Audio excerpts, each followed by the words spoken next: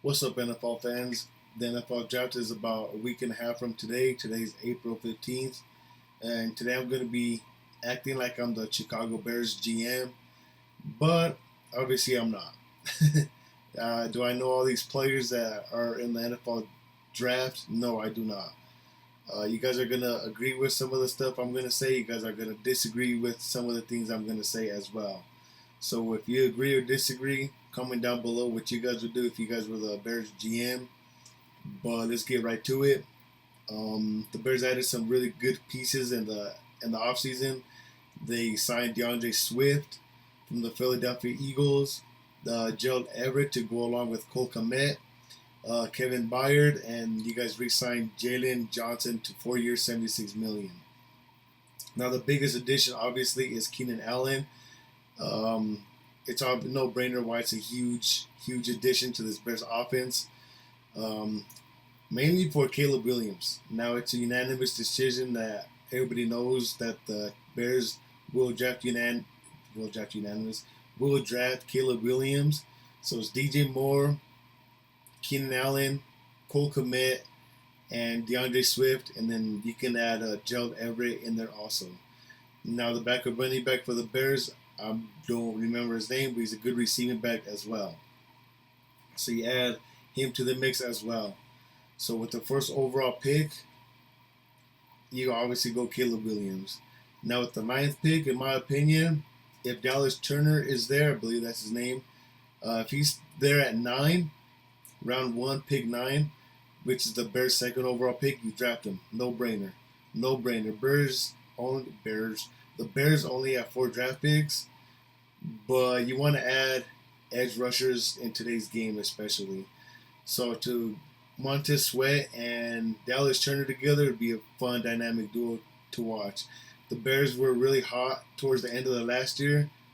I believe they went 5-2 the last 7 games of the season last year. So that's why I would also add Dallas Turner, especially in the NFC North where you got Jared Goff.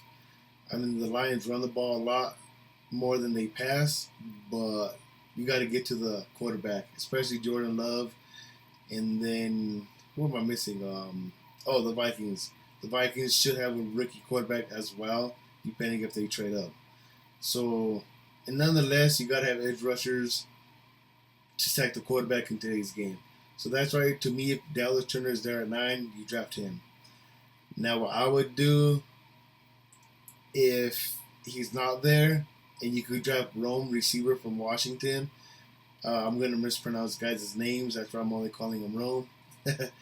um, you could draft Rome with the 9th overall pick, but in my opinion, I think you could get a steal in the second round with the receiver. I was looking at mock drafts. There's a lot of young men projected to go in the second round as far as receivers go. So I believe you can get a steal there and stay away from Rome.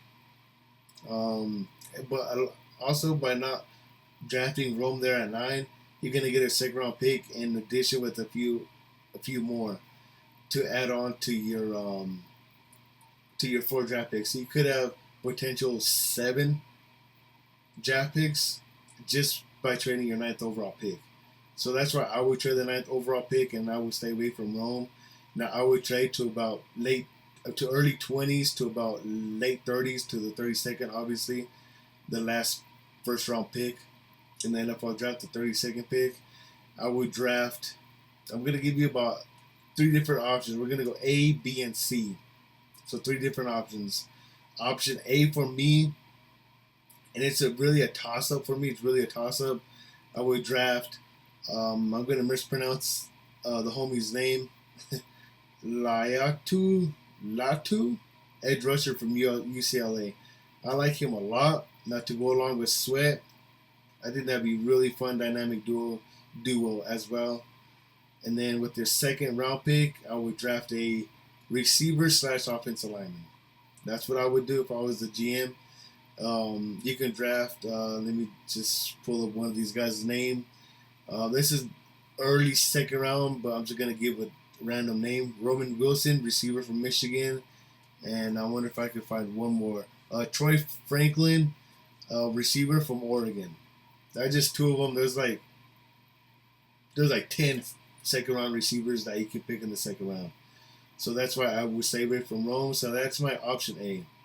You draft Latu, edge rusher UCLA, and then with the second round pick, which would be your third pick, offensive lineman or receiver. Option B now would be to draft Xavier Worthy. I know it's a bit of a reach, but that's what I would draft about from 20. And my reason for that is because Caleb Williams has one heck of an arm, and Xavier Worthy will learn a lot from DJ Moore and Keenan Allen on how to run routes, how to learn how to read the secondary coverages as well. So Keenan Allen's 32 years old, so he's getting up there in age. He maybe has 2 more great years, and he's gonna start falling off the cliff just because that's how fatherhood works, unfortunately. But Xavier Worthy's gonna learn a lot within those 2 years under Keenan Allen. So Caleb Williams and Xavier Worthy should grow and blossom together in Chicago.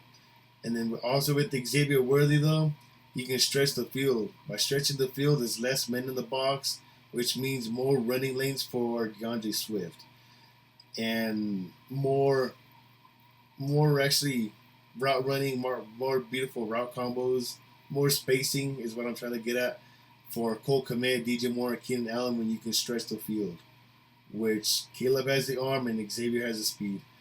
And if you guys don't really like Xavier Worthy, you can go, I believe his name is Brian Thomas from LSU, 6'4". I believe he ran a 4.3 as well, if I'm not mistaken. So you could draft him also. One of those two guys, I don't think you can go wrong with. I apologize for that.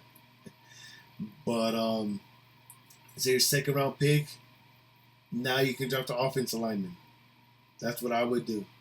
Receiver, Worthy or Thomas, I believe his name is, from LSU, and then offensive lineman with the second round pick. That's option B. Now the option C is probably a lot smarter, which I probably should put at option A. But option C, you drop offensive lineman first, as the Bears started about, if I read correctly, if I remember also, they started 6 different units at the offensive line. Now I don't know about the rest of the league and how many offensive line units they started, but 6 is not ideal. Now the Bears added some offensive line additions this offseason, but I think that's more for depth. Caleb Williams is young. You want him in the pocket as long as possible. You don't want him under pressure. You don't want him sacked either. I don't know how many sacks the Bears allowed, but you got to protect Caleb Williams and your future. He is your future. So draft offensive lineman, either guard or offensive tackle. I apologize, I don't know the Bears' whole offensive line and who's good and who's not, but I know you have to address the offensive line because you have so many injuries, in my opinion. And then with the second pick, with second round pick, your third pick, Chicago fans, I would draft a receiver. Like I said, Troy Franklin from Oregon. You got Roman Wilson from Michigan. You got several guys that are going. Troy Franklin as well. I think I already said that. But you have a few options that could be steals that could learn a lot. And he can grow with Caleb Williams. As Keenan Allen's going downhill, you have your young rookie receiver going uphill. That's what I would do if I'm the Chicago Bears. If I'm a Bears fan, I'm really excited for the future, really excited for the season as well. I believe in new offensive coordinator as well. Caleb Williams, I believe, is much improvement from, I didn't know who the Bears quarterback was last year. But, Justin Fields. What am I talking about? So I wouldn't say much improved. I think the Bears could have done fine with Justin Fields and then adding the players that they added, but they moved on past from that, so I'm not going to discuss any of that no more.